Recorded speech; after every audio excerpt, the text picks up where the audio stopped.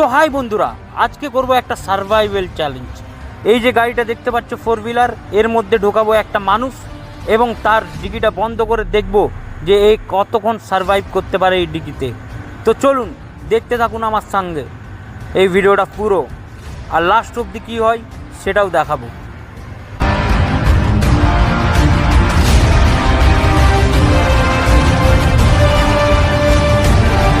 এখনও প্রায় 5 মিনিট হয়ে গেছে, কিন্তু আমরা স্টিল তাকে ভেতরেই বন্ধ করে রেখেছি, খুলিনি।